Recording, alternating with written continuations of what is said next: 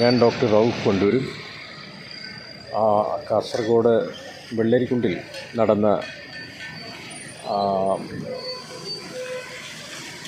കർഷക സ്വരാജ് സത്യാഗ്രഹം, അതിൻ്റെ ഒരു ഐക്യദാർഢ്യ സമ്മേളനം കഴിഞ്ഞ് ഞാൻ വെള്ളരിക്കുണ്ടിൽ നിന്നും മടങ്ങുകയാണ്. ഇവിടെ നമ്മുടെ ഷൊർണൂരിൽ വന്നിറങ്ങി. അപ്പോൾ കാണുന്ന കാഴ്ചയാണ് പ്രിയപ്പെട്ടവരെ, നമ്മുടെ കേരളത്തിൽ ഷൊർണൂർ കാണുന്ന ഒരു കാഴ്ചയാണിത്. പട്ടികൾക്കിടയിൽ ആളുകൾ കിടന്ന് ഉറങ്ങുന്നു, പാവപ്പെട്ട ആളുകൾ. നോക്കൂ നിങ്ങൾ, ഇവിടെ തന്നെ ഒരു 3-4 ആളുകൾ ഇവിടെ തന്നെ ഉണ്ട്. 4-5 ആളുകൾ ഇവിടെയുണ്ട്. അപ്പോൾ ഇങ്ങനെ കേരളത്തിൻ്റെ ഭാഗങ്ങളിൽ പല ഭാഗങ്ങളും കിടക്കുന്നു. ഉത്തരേന്ത്യയുടെ കാര്യം പറയണ്ട. ഇങ്ങനെ ഈ പട്ടികളുടെ ഇടയിലാണ് ഈ പാവപ്പെട്ട മനുഷ്യർ അന്തി ഉറങ്ങുന്നത്. സ്വാഭാവികമായിട്ടും അവർക്ക് കടിയേൽക്കും. കേരളത്തിനെ സംബന്ധിച്ച് കടിയേറ്റാൽ ഇവിടെ കുത്തിവെക്കാനൊക്കെ സൗകര്യമുണ്ട്.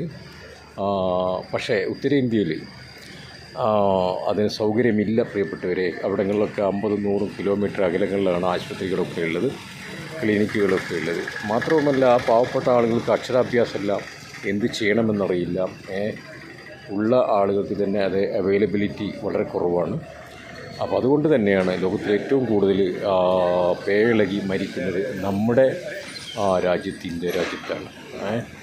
ഇവിടെ ലോകത്ത് നടക്കുന്ന 60,000 മരണങ്ങളിൽ 20,000 മുതൽ 25,000 ആളുകൾ മരിക്കുന്നത് നമ്മുടെ ഇന്ത്യയിലാണ്. അപ്പോൾ വളരെ അവിടങ്ങളിലൊക്കെ സർക്കാരിൻ്റെ കണക്ക് തന്നെ 6.5 കോടി ജനങ്ങൾ ചേരികളിലാണ് താമസിക്കുന്നത്. അപ്പോൾ ഔദ്യോഗിക കണക്കെന്നിങ്ങനെ ഉണ്ടെങ്കിൽ എത്ര കോടി ഉണ്ടാവും? അതുകൊണ്ട് തന്നെ പ്രിയപ്പെട്ടവരെ, അതുകൊണ്ടാണ് അവരൊക്കെ ഇങ്ങനെ ഈ വിഷബാധയേറ്റ് മരിക്കുവാനുള്ള കാരണം. എന്തായാലും ഇതിനൊക്കെ ഒരു പരിഹാരം കാണേണ്ടതുണ്ട്. പട്ടികളെ ശരിക്കും നിയന്ത്രിക്കേണ്ട കാലം എന്നോ കഴിഞ്ഞു.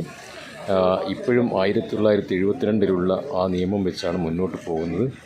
എന്തായാലും പ്രിയപ്പെട്ടവരെ, പണ്ട് ചെറുപ്പകാലങ്ങളിൽ എനിക്ക് ഓർമ്മയുണ്ട്, വണ്ടികൾ വന്ന് പട്ടികളെ പിടിച്ച് കൊന്ന് വണ്ടിയിൽ കയറ്റിയിരുന്ന ഒരു കാലമൊക്കെ ഓർമ്മ വരുന്നു. ഇതിലൊന്നും നമ്മൾ പാവം വിചാരിച്ചിട്ട് കാര്യമില്ല. കാരണം പട്ടി എന്ന മൃഗത്തിനോടല്ലല്ലോ നമുക്ക് വെറുപ്പും അല്ലെങ്കിൽ നമുക്ക് ശത്രുതയും ഉണ്ടായിട്ടല്ല. പക്ഷേ മനുഷ്യൻ്റെ സ്വൈരമായ ജീവിതത്തിന് അവർ വിഘാതം നിൽക്കുമ്പോൾ തീർച്ചയായിട്ടും അവരെ നിയന്ത്രിക്കേണ്ടതുണ്ട്. ഉത്തരവാദ സമൂഹത്തിൽ വരുന്ന ആളുകൾ ശ്രദ്ധിക്കേണ്ടതുണ്ട്. മന്ത്രിമാരും MLA മാരും ഭരണാധികാരികളും ഉദ്യോഗസ്ഥരും. പക്ഷേ അവർക്കൊന്നും ഇങ്ങനെയുള്ള സാഹചര്യങ്ങളില്ല. പാവപ്പെട്ട ആളുകളുടെ മക്കളാണ് ഇവിടെ സ്കൂളുകളിലും മദ്രസകളിലൊക്കെ പോകുമ്പോൾ കടിയേൽക്കുന്നത്. കൂലിവേലക്കാർക്ക് കടിയേൽക്കുന്നു. പക്ഷേ മന്ത്രിക്കോ MLAക്കോ മുഖ്യമന്ത്രിക്കോ പ്രധാനമന്ത്രിക്കോ പ്രസിഡൻറ്റിനോ ഒന്നും അങ്ങനെയുള്ള അനുഭവം ഉണ്ടാവില്ല, അവരുടെ മക്കൾക്കുണ്ടാവില്ല. അതുകൊണ്ട് പ്രിയപ്പെട്ടവരെ, നമ്മുടെ നാട് മാറേണ്ടിയിരിക്കുന്നു. എല്ലാവർക്കും നന്ദി, നമസ്കാരം. ഈ ഒരു കാര്യം വളരെ സാന്ദർഭികമായിട്ട് കണ്ടപ്പോൾ വേദനയോടെയാണ് ഞാൻ ഇടുന്നത്.